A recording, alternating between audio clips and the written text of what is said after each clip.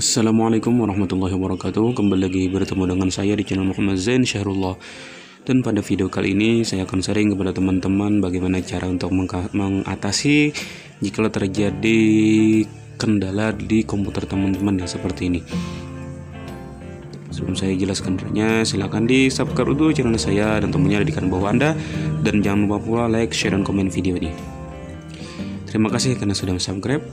Nah ini langsung saya praktekkan bahwa jikalau teman-teman punya kasus yang seperti ini, komputernya restart sendiri, dia tidak bisa booting, masuk BIOS pun tidak bisa. Nah ini saya beri gambar kepada teman-teman. Nah, di sini saya memakai beberapa cara yang saya coba untuk mengatasi permasalahannya. Nah, kita restart, kita coba apakah dia bisa untuk diperbaiki dengan berbagai cara ini. Simak video ini baik-baik. Oke teman-teman, lihat, bahkan dia tidak bisa masuk BIOS. Nah ini saya coba untuk cara pertama ya, saya coba untuk melepas baterai CMOS-nya. Nanti dia ada di motherboard, saya menggunakan obeng. Nah ini karena dia baru ya, jadi ya lumayan sulit nih, karena obeng saya itu ya obeng kecilnya tidak ketemu, jadi terpaksa obeng yang besar ya, ternyata lumayan sulit juga. Sebenarnya tinggal itu saja ditekan terus, dia otomatis akan ke atas, karena di motherboard saya ini untuk letak baterai CMOS-nya itu ada apa ya, sejenis dongkrak. Otomatis apabila dia didempetkan yang besi itu, ini saya coba dempetkan, dia otomatis terangkat sebenarnya. Tapi sayangnya kuku saya pendek sehingga sulit untuk mencongkel, sedangkan ini obengnya obeng besar. Ini cara pertama yang saya lakukan dan akhirnya berhasil. Ini baterai CMOS-nya saya coba untuk melepas, siapa tahu setelah ini dia berhasil restart. Nah ini cara pertama. Apabila cara ini berhasil, maka tidak perlu teman-teman melanjutkan ke cara selanjutnya. Nah di sini saya mencoba dengan cara mencabut baterai CMOS-nya, dan apa yang akan terjadi, ini saya pasang kembali. Teman-teman bisa lihat saja apakah ini berhasil atau tidak. Itu yang cara pertama untuk mengatasi restart seperti itu.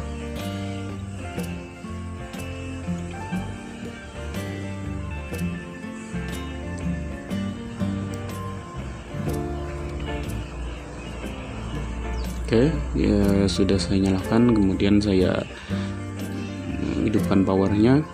Apakah yang terjadi, apakah sudah berhasil atau tidak? Dan lagi-lagi tidak bisa. Ini cara pertama yang saya lakukan untuk mengatasi hal tersebut, dan ternyata gagal. Memang di keyboard dia berhasil menyala, tapi kemudian mati lagi dan start lagi.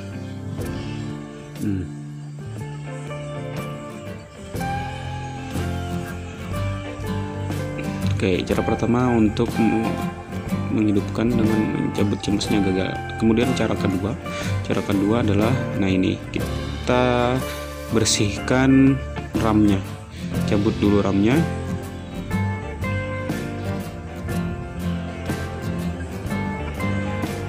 Ini setelah dicabut ya silahkan bersihkan dengan, biasanya dengan home atau penghapus pensil biasanya. Ini sudah saya bersihkan, kemudian saya pasang kembali. Ingat, pemasangan jangan sampai salah ya, bila salah ya dia tidak bisa masuk nih. Nah ini saya kebalikan.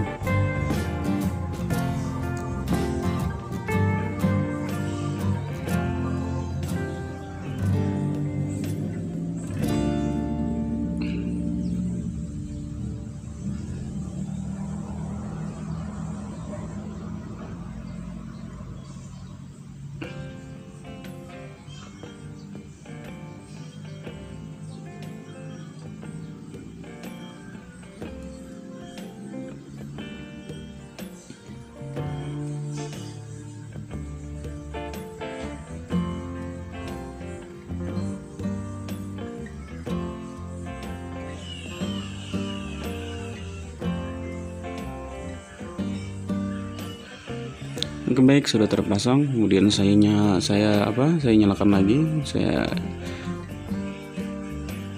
coba apakah ini berhasil atau tidak. Cara yang kedua, yakni dengan membersihkan RAM.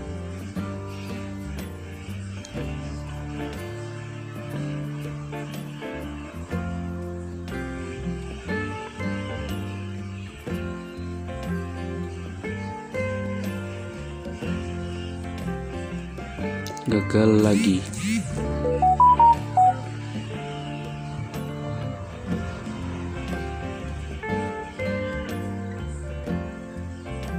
Oke, ini dia berhasil. Ternyata dia berhasil, namun ya itulah, gagal lagi. Memang dia masuk repair.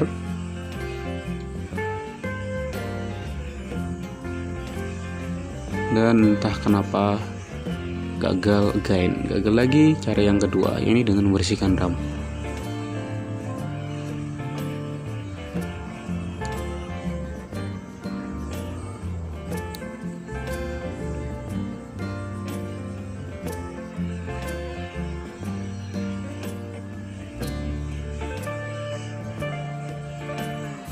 Oke, cara ketiga adalah dengan mengganti RAM. Nah, ini tadi kan RAM saya yang pertama itu Elite.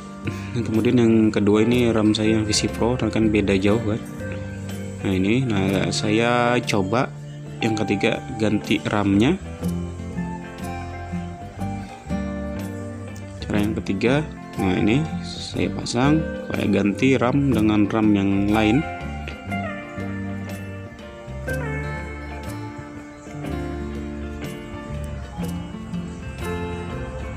Oke, saya hidupkan.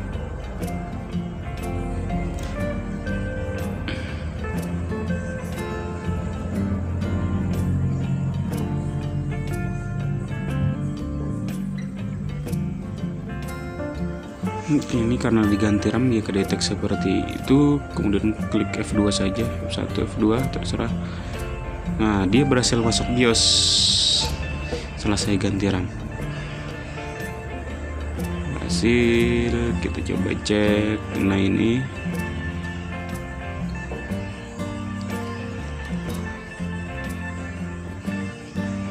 dan saya tidak, sebenarnya saya mau konfigurasi tapi ternyata restart kembali.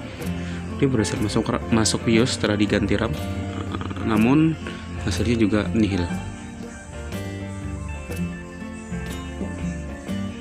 Ini tadi kan saya baru masang satu RAM, RAM-nya cuma 2 GB, kemudian saya coba pasang lagi jadi 4 GB RAM-nya, 2 GB. Ya sebetulnya tidak masalah apabila dia masalahnya RAM-nya rusak, diganti dia seharusnya hidup.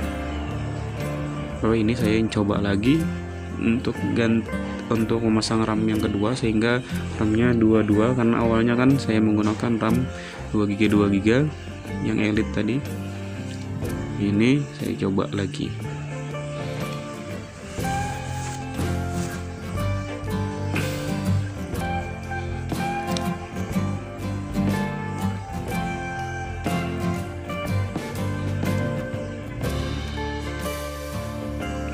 Ini karena dia baru dipasang RAM.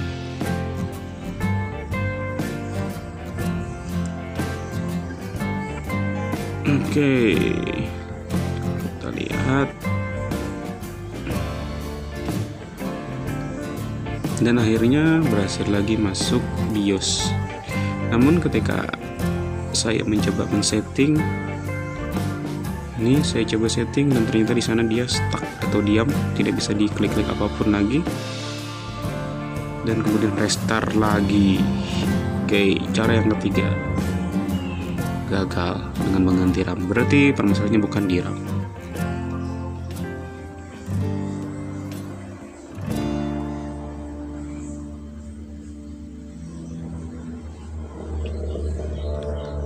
Nah, meskipun dia bisa masuk logo Windows, tapi ya masih gagal. Oke, cara ketiga untuk mengatasi reset komputer yang tidak bisa booting, gagal lagi.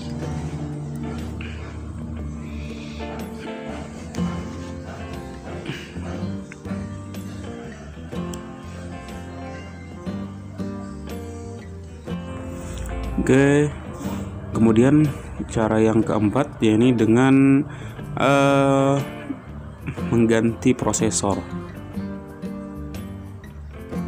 Ini saya kebetulan mengambil prosesor dari CPU saya yang lain. Ini saya ambil prosesornya, saya ganti.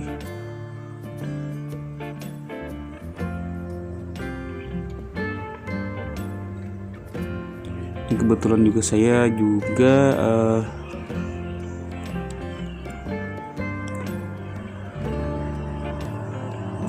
mencoba untuk motherboard yang lain, tapi di sini saya coba prosesor saja. Anggap saja dia motherboard yang sama, kemudian yang saya ganti adalah prosesornya.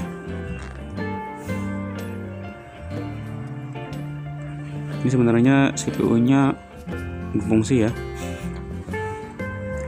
saya cuman mengganti atau meletakkan prosesor yang di komputer saya sebelumnya tadi ke CPU atau komputer yang ini untuk mengecek apakah prosesornya bagus atau tidak.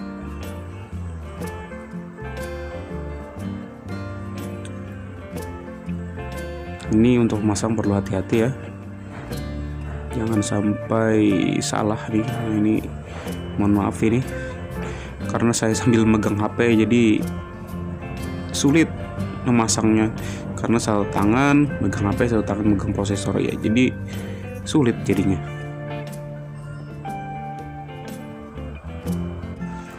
Nah, ini terpaksa saya skip. Ini saya pasang. Pokoknya untuk masangnya harus hati-hati. Saya coba, nampak berhasil.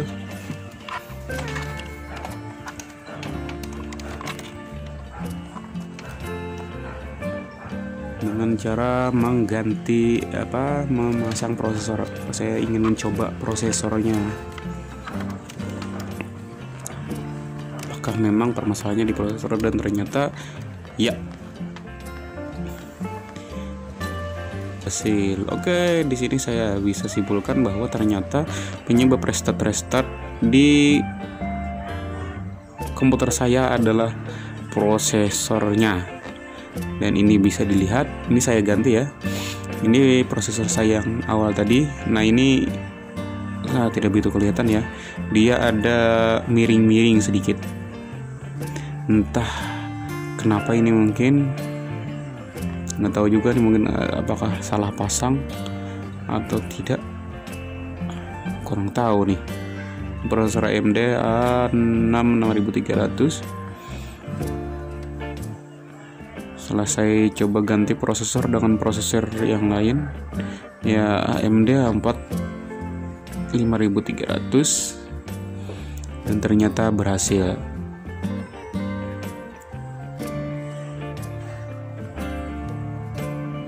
Oke, baik teman-teman, berarti sudah tahu kan bahwa penyebab komputer restart di antaranya yaitu tadi prosesor. Nah, silakan teman-teman coba perhatikan di rumah, siapa tahu ada yang sama seperti saya.